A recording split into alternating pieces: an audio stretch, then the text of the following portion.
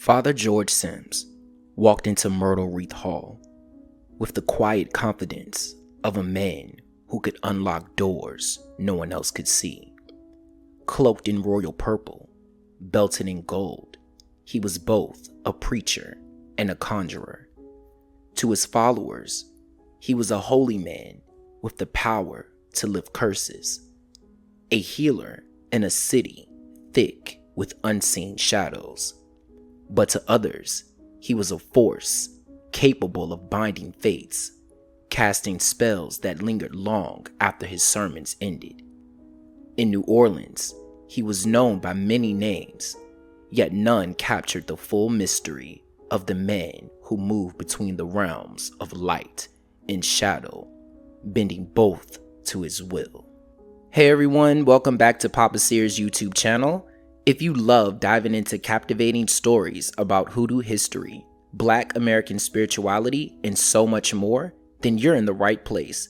Don't forget to hit that like button and subscribe to my channel so you always know whenever I post a new video.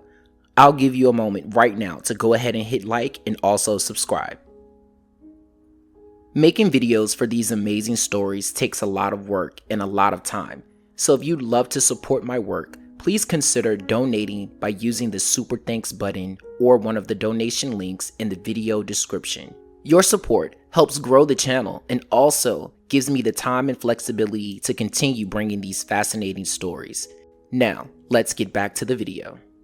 Father George Sims, known as the Frizzly Rooster, and sometimes the Reverend Father Joe Watson, was a man of mystery, power, and undeniable charisma in New Orleans.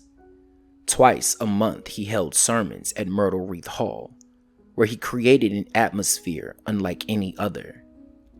Before each gathering, the congregation would sing 2 or 3 hymns, followed by a prayer. Then Father Sims would enter, dressed in royal purple satin, belted with a gold cord, a vivid sight that captivated everyone in attendance. Although he was well versed in Catholicism, Sims identified as a Protestant. He wielded a unique blend of spiritual knowledge that attracted both devoted followers and desperate seekers. His reputation was a mixture of light and dark, healing and retribution.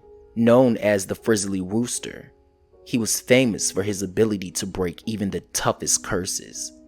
In the traditions of Hoodoo, a frizzled chicken was said to scratch up any harmful tricks laid on one's path, a practice that mirrored Sims' own gift for cleansing and protecting his followers from malevolent forces. Father Sims also possessed an almost otherworldly gift of divination. It was said he could read a person's heart and intentions even without meeting them.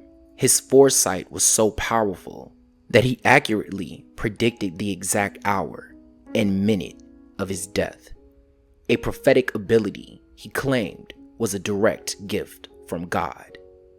Beyond his spiritual insights, Sims captivated others with his physical allure. Women were often drawn to him, and his striking appearance only added to his mystique. This allure, however, created tension in his marriage to his wife, Mary, who is said to fear that his powers were rooted in a sacred piece of brain coral atop their altar. Despite these troubles, Mary remained his confidant and assistant, determining the work required for each Hoodoo client and maintaining their sacred altar. Father Sims offered potent talismans to his clients, love powders said to dissolve any barrier to affection, and keys of success that opened doors to opportunity. These keys were sacred objects and warned that they never should touch the ground lest they lost their potency. Priced at $5, these tokens gave clients hope and a sense of agency in a challenging world. Zora Neale Hurston, the renowned writer and anthropologist, was one of his students. Sims initiated her in a powerful Hoodoo ritual, naming her the boss of candles, in a ceremony with 9 white-robed participants. Through his initiation, Hurston gained not only knowledge of Hoodoo, but also a deeper understanding of its blend of benevolent and malevolent forces. Although known as Father and Reverend, Father Sims wielded powers that spanned beyond light and shadow, embodying the dual forces of justice and retribution. Many sought him out not just for prayer or healing, but for justice that conventional courts failed to deliver. One such case involved a woman whose husband had been shot and gravely wounded. Though the perpetrator was held in custody, the whispers around town were that he had a powerful defense team. The woman, desperate to see the attacker remain behind bars, turned to Father Sims. In his hands, ordinary objects like keys and vinegar became instruments of fate. With these tools, he laid a lock on the man's destiny, crafting a ritual to keep the attacker confined. When the trial arrived, the defense crumbled unexpectedly, and the attacker found himself bound by an outcome no lawyer could unravel. In another case, a client approached Father Sims seeking to halt the rise of a preacher whose influence and riches had grown rapidly. With his renown as both spiritual leader and powerful Hoodoo worker, Father Sims was familiar with the envy that could foster bitterness in those around him. Taking the request seriously, he fashioned a doll, through focused ritual and intent, became a vessel to arrest the preacher's success and diminish his strength.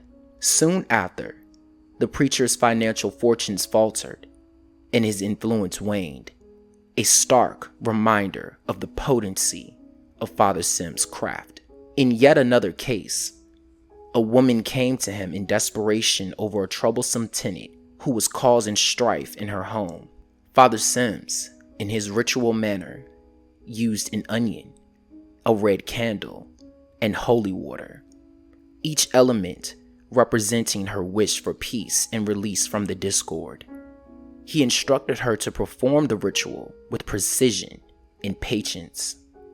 Within 2 weeks, the tenant left her home, a seeming coincidence, but for the woman's conviction in Father Sims' craft. Then, there was the most chilling rumor surrounding Father Sims, the tale of the black cat bone. This rare charm, sought for its promise of protection and invincibility, required an act as dark as it was powerful. To create it, one had to capture a black cat and boil it alive. Only the most daring practitioners would undertake such a ritual, and few could say whether Father Sims truly had. But in New Orleans, the tale persisted, deepening the legend of a man whose reach extended into realms that few dared to enter. Father Sims was a man of potent contradictions, a figure caught between divine justice and shadowed power, the healer and the feared conjurer. He could uplift, break curses, and draw crowds seeking deliverance at Myrtle Wreath Hall.